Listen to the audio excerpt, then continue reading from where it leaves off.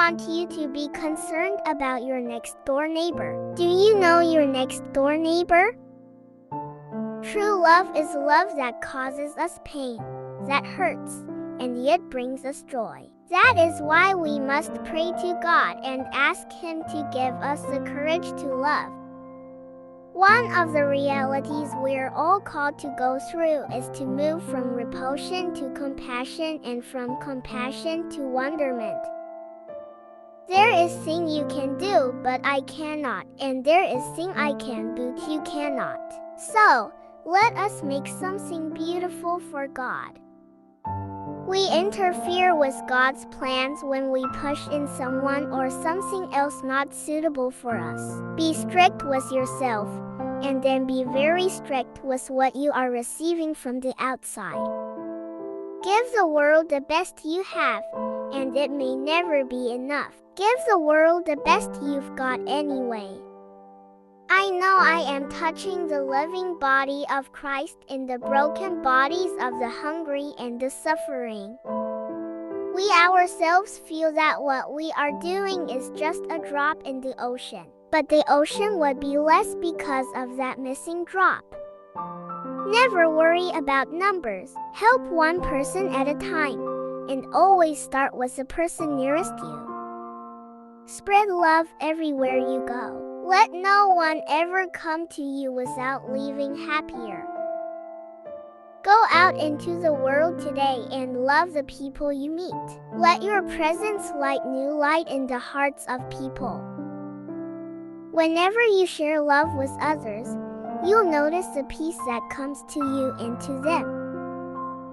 Yes, you must live life beautifully and not allow the spirit of the world that makes gods out of power, riches, and pleasure make you to forget that you have been created for greater things.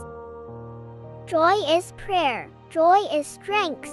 Joy is love. Joy is a net of love by which you can catch souls. I used to believe that prayer changes things, but now I know that prayer changes us, and we change things. Never let anything so fill you with sorrow as to make you forget the joy of Christ risen.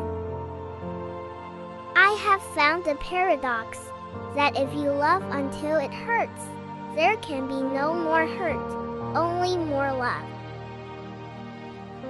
Smiling novices, I can hear the music of your laughter of joy. Learn, my children, to be holy, for true holiness consists of doing God's work with a smile. If you are successful, you will win some false friends and some true enemies. Succeed anyway. Peace and war start within one's own home. If we really want peace for the world, let us start by loving one another within our families. Sometimes it is hard for us to smile at one another. God is everywhere and in everything, and without Him we cannot exist. He will use you to accomplish great things on the condition that you believe much more in His love than in your weakness. Humility is truth. Therefore, in all sincerity, we must be able to look up and say, I can do all things in Him who strengthens me. By yourself you can do nothing, have nothing but sin, weakness and misery. All the gifts of nature and grace you have them from God. The openness of our hearts and minds can be measured by how wide we draw the circle of what we call family. Any country that accepts abortion is not teaching its people to love, but to use violence to get what they want. The problem with the world is that we draw the circle of our family too small. Even the rich are hungry for love, for being cared for being wanted, for having someone to call their own. If now we have no peace, it is because we have forgotten how to see God in one another. There is a light in this world, a healing spirit more powerful than any darkness we may encounter. Some people come in our life as blessings. Some come in your life as lessons.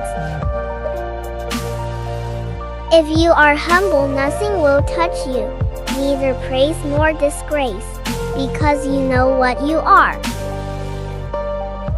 There is more hunger in the world for love and appreciation in this world than for bread. Let us always meet each other with a smile, for the smile is the beginning of love. And another one from me, love yourself before you love someone else. Thanks for watching, and look forward to the next video.